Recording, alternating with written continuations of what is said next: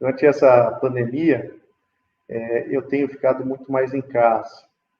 Mas se eu quisesse ir para a universidade, e em algumas situações eu fiz, eu iria usar uma tecnologia de transporte, o carro.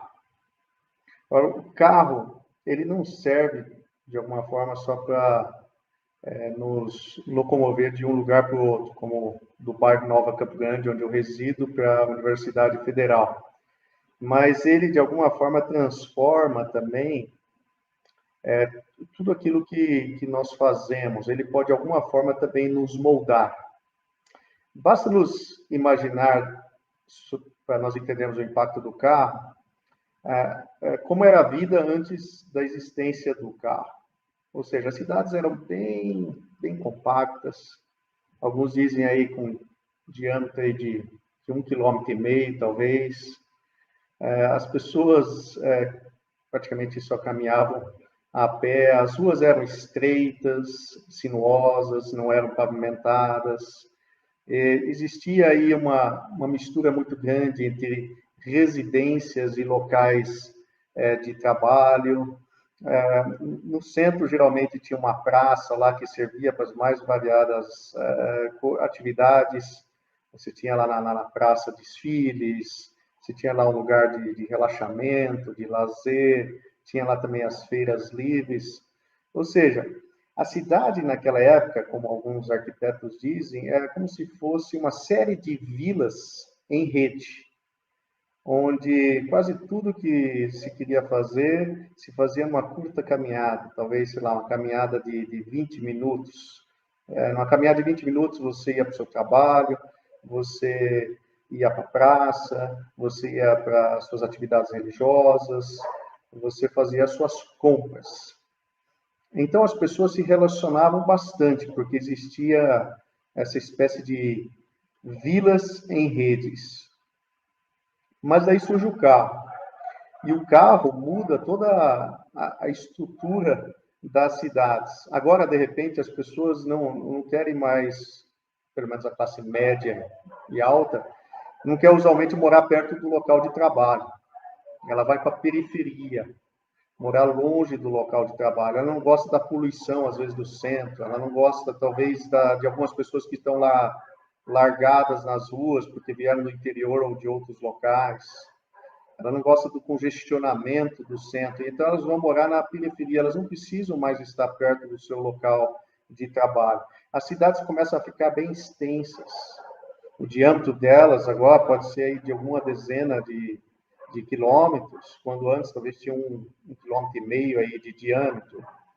Ou seja, as cidades elas mudam drasticamente, as ruas começam a se tornar com dimensões mais adequadas para o movimento dos carros, elas começam a ser asfaltadas. Agora você pode viajar de uma cidade para outra, você pode ter situações de lazer fora da cidade, então começa a surgir hotéis, motéis, áreas de lazer fora da cidade.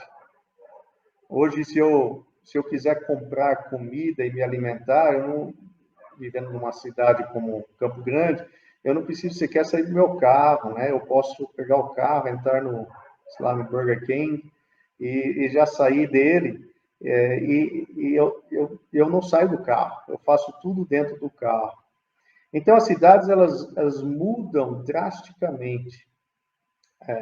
Uma cidade como Los Angeles, por exemplo, alguns anos atrás, na região central, 60% da cidade são locais ou com o movimento dos carros, ou seja, ruas pavimentadas, ou regiões de estacionamento. Então, você consegue imaginar, 60% da região central de Los Angeles vive em função somente dos carros. Então, agora, você não interage mais tanto com as pessoas que vivem na sua região, porque deixaram de existir aquelas vilas onde a coisa acontecia, onde os relacionamentos aconteciam. Quer dizer, muitos sequer conhecem os seus vizinhos, porque eles podem simplesmente pegar o carro e interagir com uma pessoa do outro lado da cidade. Se você quer ter a sua atividade religiosa, você não precisa ir a pé para a igreja. Você pode pegar o carro e vai para o outro lado da cidade e participar de alguma igreja, de alguma atividade religiosa. A vida, ela muda com a existência do carro. Ou seja, de certa forma, essa tecnologia de transporte, o carro, moldou a nossa vida.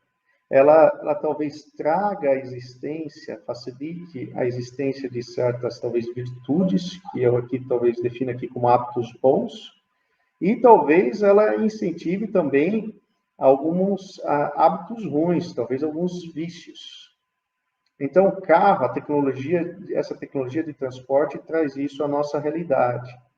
E isso parece fazer parte de quase todas as tecnologias. Quase todas as tecnologias, de alguma forma, acabam nos moldando. Disse alguém que primeiro nós moldamos essas tecnologias, essas ferramentas, e depois elas acabam nos moldando. Isso acontece também, por exemplo, com o próprio celular. O Ronaldo está falando um pouco de inteligência artificial, os nossos celulares estão permeados com inteligência artificial. E o filósofo chamado James Smith, ele mostra o impacto do celular em nossas vidas de uma forma bem didática, usando o comercial que apareceu na televisão lá nos Estados Unidos. Ele diz no comercial, as pessoas, lá alguns trabalhadores, homens, saíam do prédio, do seu prédio de trabalho, e aí então eles saem para a rua e vem lá um carro velho, um carro feio. E o que eles fazem? Eles simplesmente pegam a tela do celular e passam o seu dedo. E imediatamente aquele carro é transformado, sei lá, numa Ferrari, num carrão bonito, todo ajeitado. Ora, depois, imediatamente, eles são transportados para a praia. Eles estão na praia e lá ao longe eles veem algumas mulheres. Eles estão interessados nessas mulheres. E o que eles fazem? Eles pegam o celular e dão um zoom. De repente, eles estão do lado das mulheres tomando cerveja. É um comercial de cerveja. Daí, de uma forma imediata, eles são transportados para um clube. Eles estão lá ouvindo música. A música que o DJ está tocando não agrada a eles. Então, o que eles fazem? Eles simplesmente buscam lá no celular uma outra música, apertam um botão e, de repente, está tocando uma outra música no clube. O que James Smith diz que esse comercial está mostrando? Ele está mostrando de uma forma bem didática aquilo que o celular está fazendo para nós, como o celular está moldando a nossa vida. Quer dizer, o celular, de alguma forma, está querendo mostrar para nós que nós podemos ter todas as coisas de forma instantânea. Nós não somente passar de dedos na tela, nós podemos ter as coisas. Ele também, de alguma forma, está moldando em nós a distração. Nós não temos mais paciência de ficar numa atividade só por muito tempo. Então, ele está tirando a nossa atenção. E, de fato, isso as pesquisas têm mostrado, que o celular tem gerado em nós uma distração tremenda.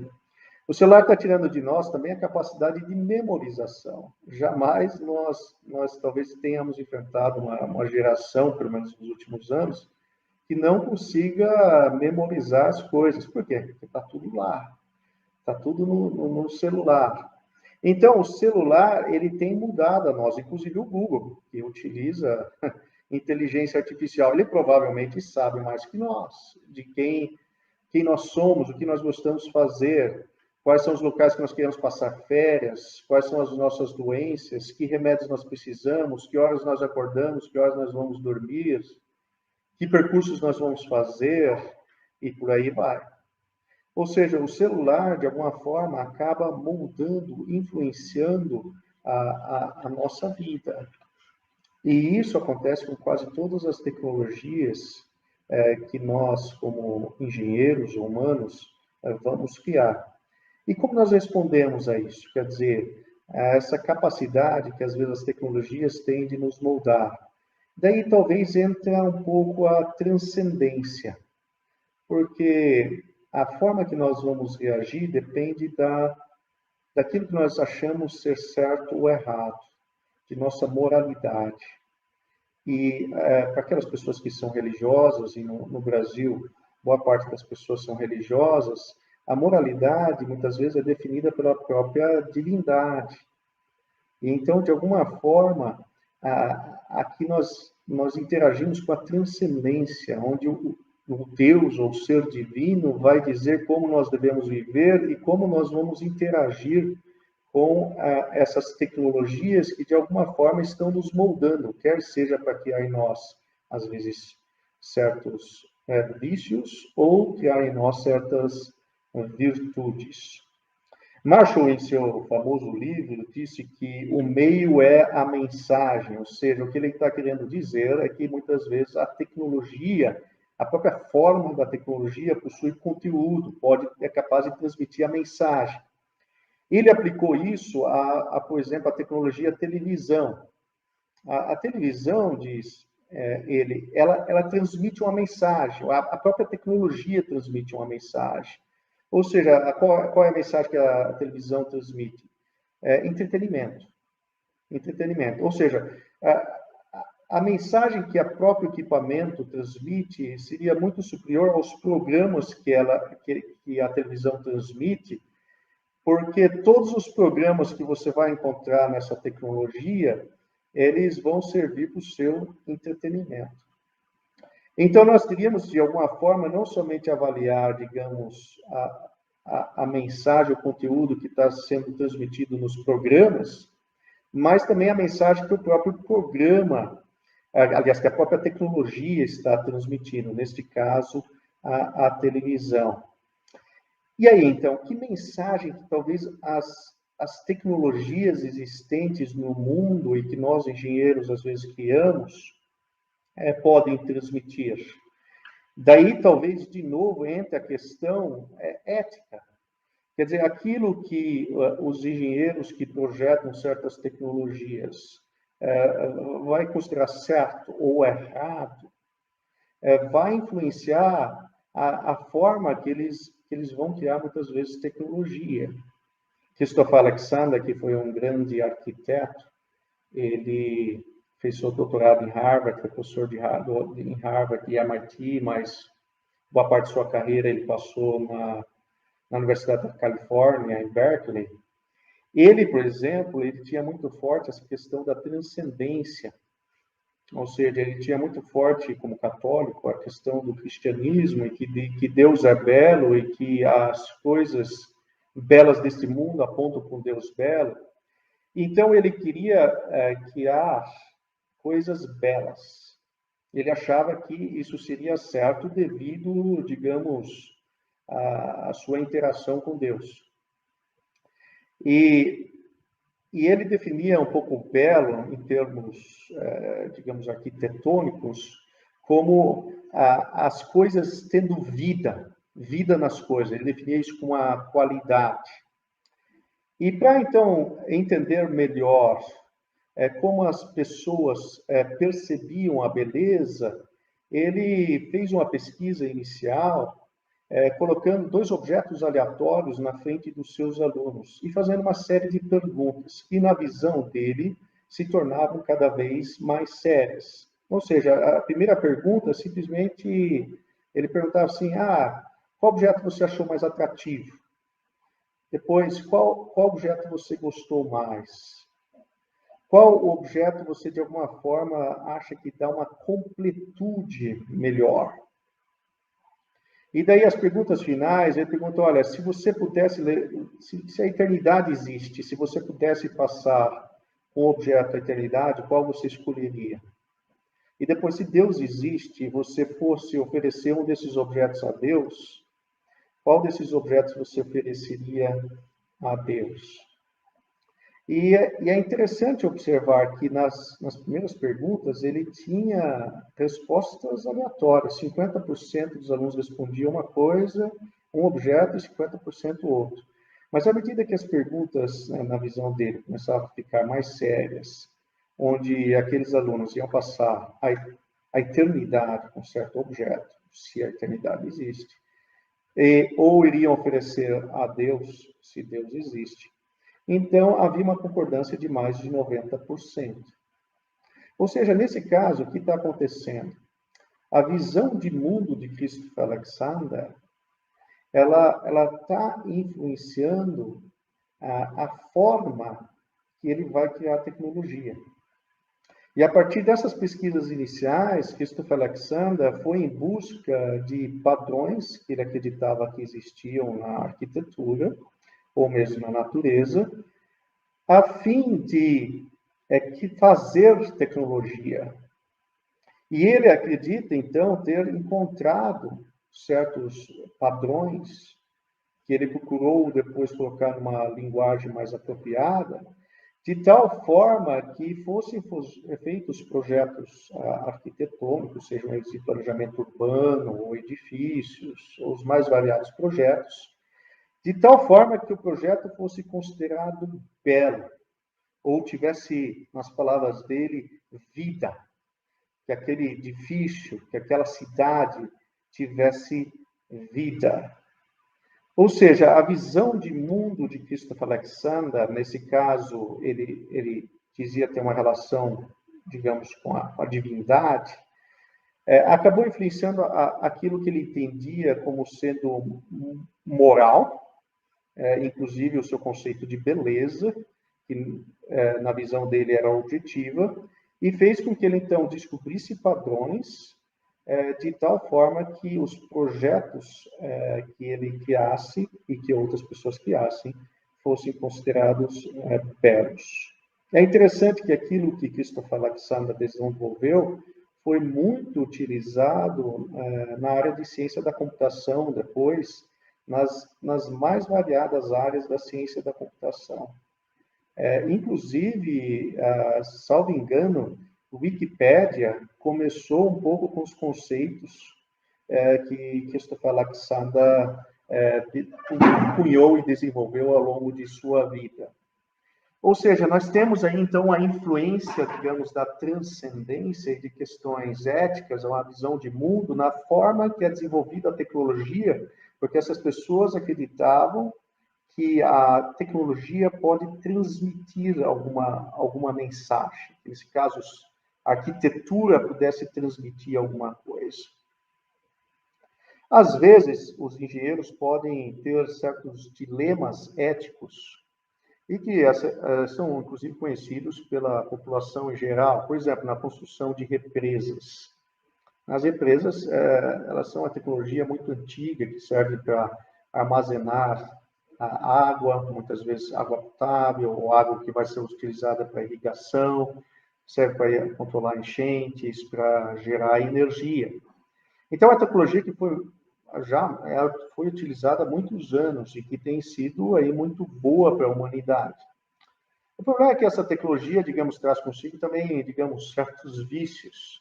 Elas mudam o clima, elas vão mudar a ecologia, muitas vezes, local, elas vão, por exemplo, mudar a migração dos peixes, elas podem mudar a salinidade do mar, elas podem causar uma série de mudanças, inclusive nas comunidades que às vezes vivem naquela região, que às vezes precisam ser transportadas para outros locais e mudar e viver agora em outras localidades. Muito bem, num projeto de engenharia tal qual este, de uma represa, nós podemos ter uma forte influência, digamos, da visão de mundo da pessoa com relação àquilo que seria correto, aquilo que seria ético de se fazer.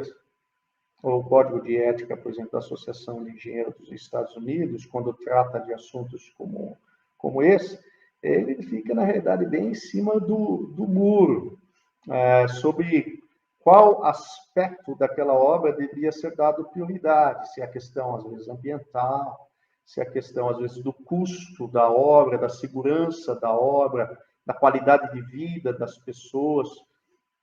Fica ali um pouco em cima do muro, não dando sinais bem claros de quais seriam os aspectos prioritários, digamos, éticos, na questão desse dilema ético que muitas vezes os engenheiros possuem. Ora, num projeto de engenharia como este, que era simples, digamos assim, simples, entre aspas, construção de uma represa, claramente a visão de mundo, que tem muito a ver com talvez a visão que o engenheiro possui de sua relação, às vezes, com a divindade, ou a ausência dessa divindade, ou com relação àquilo que vai dizer como ele deve viver, se é uma divindade ou não, simplesmente um acordo social. Essa visão de mundo, ela vai influenciar muito em como o engenheiro vai projetar aquela represa. Tem um artigo muito interessante que foi publicado na revista Water Policy, e ali o pesquisador ele compara a visão de diferentes religiões, por exemplo, com relação à água, com relação à sustentabilidade. E é óbvio, então, que a forma que uma religião específica entende a relação do homem com a natureza e vai influenciar de como que vai ser criada aquela tecnologia que nós conhecemos como represa. Então, de alguma forma, aquilo que nós enxergamos, a forma que nós enxergamos o mundo acaba moldando a forma que nós criamos tecnologia, mas essa tecnologia criada por nós, às vezes pode ter certos segredinhos também, que nós só descobrimos depois e que acaba nos moldando também.